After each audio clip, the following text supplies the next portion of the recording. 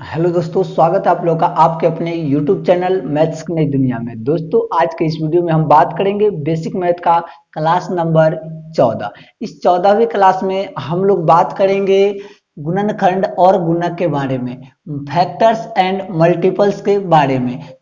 तो factors and multiples के बारे में आपको वो सभी जानकारी दूंगा जो हायर कंपटीशन के एग्जाम के लिए तैयारी करते हैं, जैसे एसएससी सीजीएल लेवल तक के, वहां तक की कॉन्सेप्ट की जानकारी मैं आपको दूंगा और बिल्कुल जीरो से इसमें लेकर चलूंगा। इसलिए इसका 2 या 3 वीडियो आएगा। आप सभी वीडियो को बहुत ही आसान तरीकों से मैं समझाने की कोशिश करूंगा और पूरा वीडियो आप लोग जरूर देखिएगा।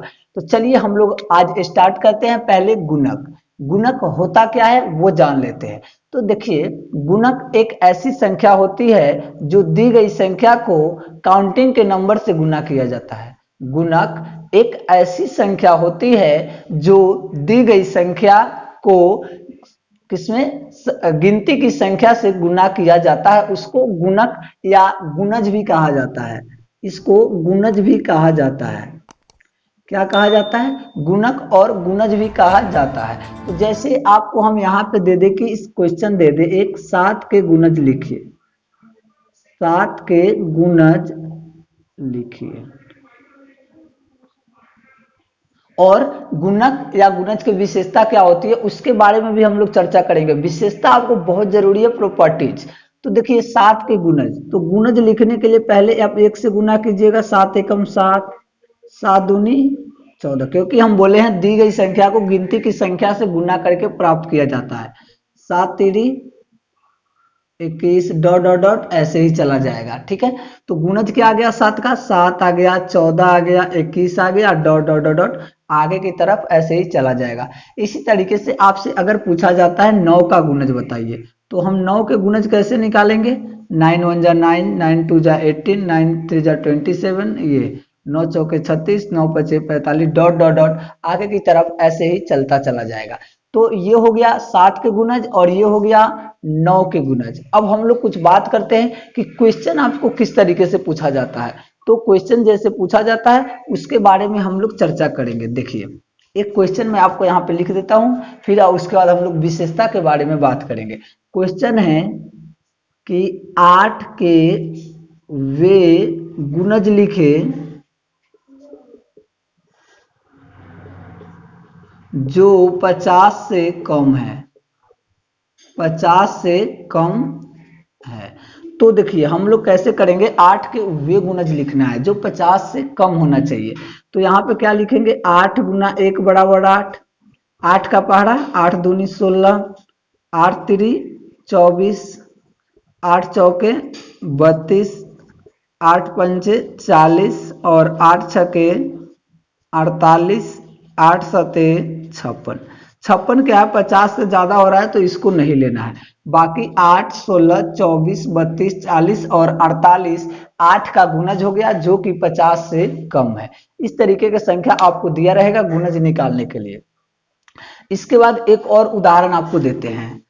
पहले विशेषता बात कर लेते हैं, फिर आपको एक क्वेश्चन देगा जो अक्सर बच्चों के बुक में वही क्वेश्चन रहता है। पहला हमें इसके विशेषता में पढ़ना है कि कोई भी संख्या खुद का एक गुणज होता है। संख्या खुद का एक गुणज होता है। संख्या खुद का एक गुणज होता है। एक गुणज होता है। जैसे हम कहेंगे एक संख्या है 5, तो ये 5 अपने का गुणक कैसे है? तो देखिए, 5 गुना 1 बराबर 5। एक संख्या है 6, ये खुद का गुणक कैसे है? तो 6 को 1 से गुना करेंगे, क्या मिलता है हमको? 6 ही मिलता है, इसलिए खुद का एक गुणज होता है।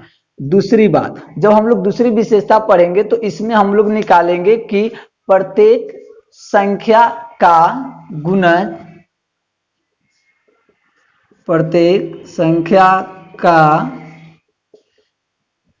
अनगिनत गुणज है। अनगिनत गुणज है। मतलब आप इसको किसी भी संख्या को जितना से मल्टीप्लाई कीजिएगा उतना गुणज उसका बढ़ते चला जाएगा। इस तरीके से आ गया कि प्रत्येक संख्या का क्या है? अनगिनत गुणज होता है। जैसे मान लेते 10 का 2 से करेंगे तो 20 आएगा, फिर 10 का अगर 100 से कर देंगे तो कितना आएगा, 1000 आएगा। 10 को 1 लाख से करेंगे, 10 को 10 लाख से करेंगे, ये हो जाएगा हमारा गुणज। उसके बाद जितनी भी संख्या है वो सभी एक का गुणज होता है। तीसरा है कि प्रत्येक संख्या एक का गुणज है। जैसे देखिए कैसे, तो ये 54 है, तो ये 1 गुने 54 हुआ, एक का गुणज हुआ। अच्छा ये 55 है, तो 1 गुना 55 हुआ। प्रत्येक संख्या एक का गुणज जरूर है, कोई भी संख्या हो एक का गुणज वो है ही। उसके बाद 4 नंबर बात आप सोचिए, 4 नंबर क्या कहेगा। 4 नंबर ये कहेगा कि किसी भी संख्या का जो होगा सबसे छोटा गुणज खुद ही होगा। सबसे छोटा गुणज खुद ही होता है, खुद ही होता है। 4 बातें आप इसमें जान गए कि सबसे छोटा गुणज खुद ही होता है। जैसे 10 का गुणज लिखना है तो 10 से हम लोग 12 लिखेंगे क्योंकि 12 ही आएगा। 10 को 1 से गुना करेंगे 10, 10 का 2 से गुना करेंगे 20, 10 का 3 से करेंगे 30, 10 का 4 से करेंगे 40, 10 का 5 से करेंगे 50। यानी कि किसी भी संख्या का गुणज दिए गए संख्या के बराबर या उससे बड़ा होता है, और उसके जो सबसे छोटा गुणज होता है वो संख्या खुद ही खुद हो जाती है। ठीक है।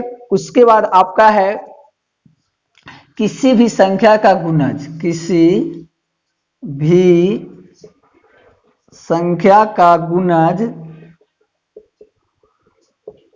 उस संख्या से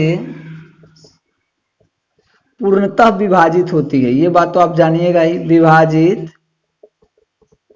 होती है। कैसे, तो देखिए कि किसी भी संख्या का गुणज उस संख्या से पूर्णतः विभाजित होती है। इसका कहने का मतलब है कि मान लेते हैं 5 का गुणज है 5, 10, 25, ये भी है 400, 805 ये है।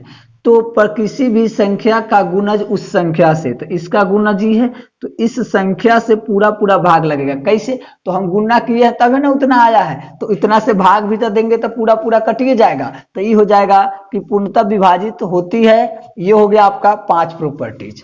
अब हम लोग उस क्वेश्चन को देख लेते हैं जो क्वेश्चन आपको पूछा जाता है क्लास नंबर 3 और 4 में। सभी संख्या का अनंत गुणज होता है, ये तो देख लिए। अब देखिए आपको क्वेश्चन क्या कहा जाता है।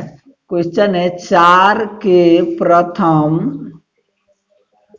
3 गुणज बताइए भाई साहब, 3 गुणज बताइए। तो हम लोग यहाँ पे क्या लिखते हैं, 4 के 3 गुणज निम्नलिखित है। पहले 4 एकम 4, 4 को 2 से गुना कीजिए 8, 4 को 3 से कीजिए 12। आप कहिएगा यहाँ 1 के 2 3 काहे लिए हैं, तो यहाँ 1 2 3 इसलिए लिए हैं कि यहाँ क्या है प्रथम 3, मतलब 1 2 3 को क्या कहते हैं, प्रथम 3 कहते हैं। तो इसलिए 4 प्रथम 4 का था तो 4 तक, 5 का था तो 5 तक, प्रथम 8 का था तो 4 का पहरा कितने बार पढ़ते, 8 बार। इस तरीके से इस क्लास में हम सिर्फ आपको ये बताए हैं कि गुणज या गुणक होता क्या है। इसके बाद वाले में हम एक बहुत ही अच्छे ट्रिक कॉन्सेप्ट के साथ पढ़ेंगे कि गुणनखंड होता क्या है। उसके बाद हम लोग पढ़ेंगे कि गुणनखंड के टाइप कितने होते हैं, कैसे कैसे गुणनखंड निकलता है। फिर हम लोग पढ़ेंगे, वहां से हम लोग का स्टार्ट होगा एलसीएम और एचसीएफ। इसलिए ये बेसिक जानकारी आपको रखना क्या है, बहुत ही जरूरी है, क्योंकि ये आपको बाद में काम भी आएगा, बहुत ही काम आएगा। तो आई होप कि आपको समझ में आ गया होगा। तो लाइक शेयर कीजिएगा। फिर आपसे हम मिलेंगे नेक्स्ट वीडियो में, तब तक के लिए आप लोगों का बहुत बहुत धन्यवाद।